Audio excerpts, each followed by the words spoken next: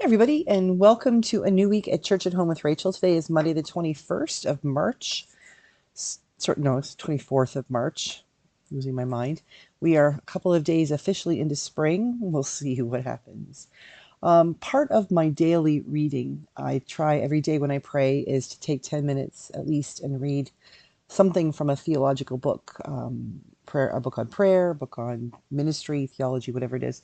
And lately I have been reading a book that I give to priests. I give to priests who are being inducted or put in taking on new ministry in their parish. And I've had one ordination to the priesthood, and I've given that priest, Father Tim, a copy of this book. It's called On Priesthood: Servants, Shepherds, Messengers, Sentinels, and Stewards by Stephen Cottrell, who is the Archbishop of York and currently the acting sort of senior bishop in the Church of England, and working with the Archbishop, the See of Archbishop of Canterbury, as they seek another Archbishop.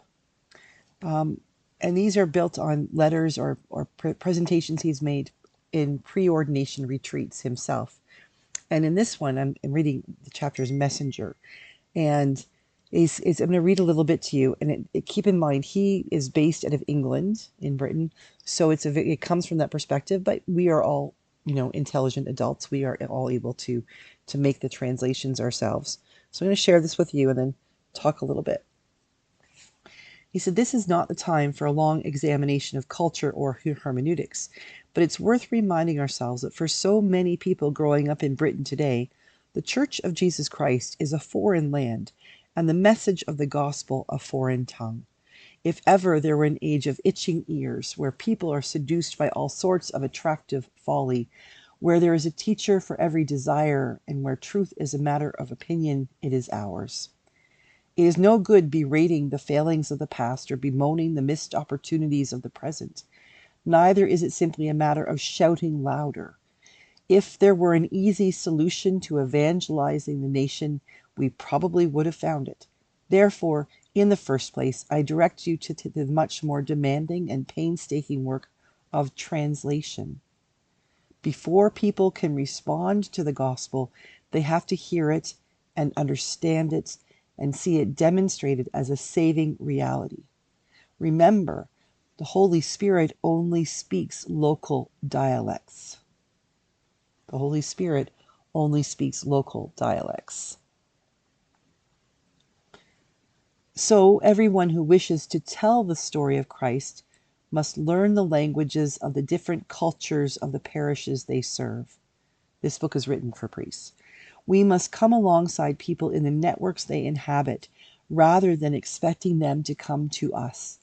We must search them out. We must serve them, washing their feet and remembering that as a priest, we never stop being a deacon. We must develop new communities of faith and new opportunities for people to hear about and discover faith.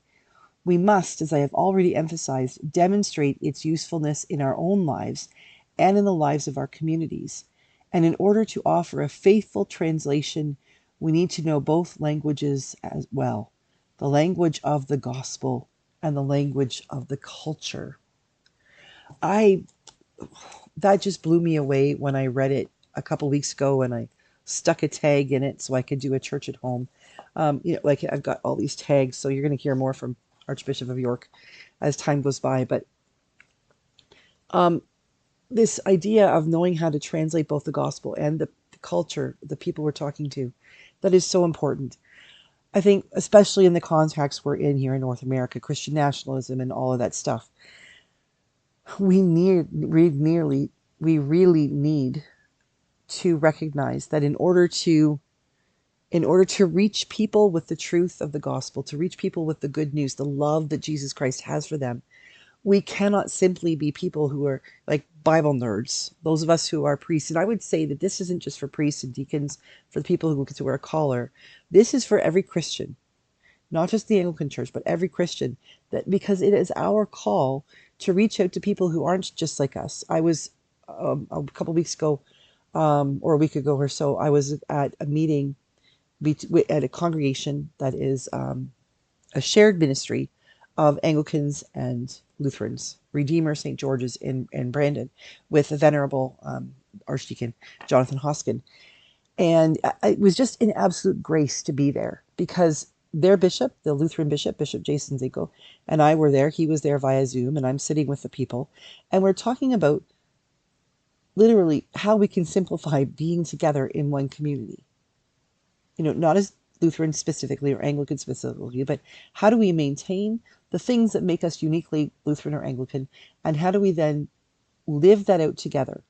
Not melding into one or the other, but acknowledging that first we're Christians who happen to worship as Lutherans or Anglicans, and who happen to share a building, and who happen to actually share liturgies on Sundays, and how does that work? And how do we live that out in a way that simplifies things, that we don't have double of everything, and we're not making people, go crazy, but is this Lutheran or Anglican?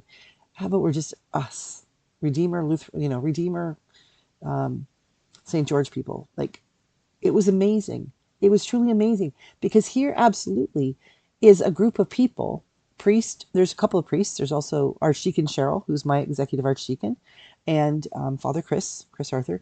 They're a bunch of priests. All of them happen to be Anglican at the time, but a bunch of priests who are working together with all these people to do that work of translating what is the gospel, what is the good news of Jesus Christ, like preaching the good news, preaching from the Bible, doing Bible studies, sharing all of this with people, but translating it also not just as knowledge or scholarship of biblical scholarship, but into the ways that people can live it, and translating it into the context of the people. So these three priests have the job with the lay people. Remember, it's never just the priests by themselves. With the lay people, of looking at their context and saying, okay, from our background, both the Lutheran, or more German, and the Anglican, more Church of England, English, British, how do we take all the stuff we've inherited, and all the stuff that's the language we use, and the filter through which we listen to the gospel, and how do we bring those together and hear what the gospel is saying here in this very community, in this very church, in this very city of Brandon, in this very city of, or in the diocese of Brandon Anglican, and the diocese, the synod of the Manitoba, Northern Ontario for the Lutherans. How do we bring that context together? How do we translate it? It's a perfect example of what Archbishop of York is talking about, is that we are never, ever to assume that there is only one language, one way to share the gospel. As he said, I love this line. See if I can find it here. Remember, the Holy Spirit only speaks local dialects. That's brilliant. That's absolutely brilliant. So when we talk about sharing the good news, when we talk about to other people about who Jesus Christ is, we are always in an act of translation, because we have to translate what that means to us, where our context has been, and where it is in our heart, in our faith, the center of our faith. And then we are sharing that with another person. And we need to, all of us, not just priests, as I said, not just clergy, we need to then do the work of paying attention to what is their context. If I live in a house in nice, middle class neighborhood where we have dogs or cats, and we actually have some rabbits that run around here, so quiet and safe, and it's pretty much older people. I think Rob and I lower the mean average age by about 20 years. Where I live, in my context, when I'm speaking to someone who is homeless, or someone who is at risk of homelessness, the way that I share the gospel with them, I can't divorce my own context from the way I speak. I have to own my part of the translation. But I have to be willing to do the work of both inviting the Holy Spirit to work with me, that the Holy Spirit will then translate into the local dialect what I'm trying to say. But I also have to invite myself to drop the need to be the only important context. I need to cease existing pretty much in this, because the person, my faith is strong. I'm here. It's already taken care of that way. I got to keep working on it, but it's basically there. What I'm trying to do is reach out to somebody in their context.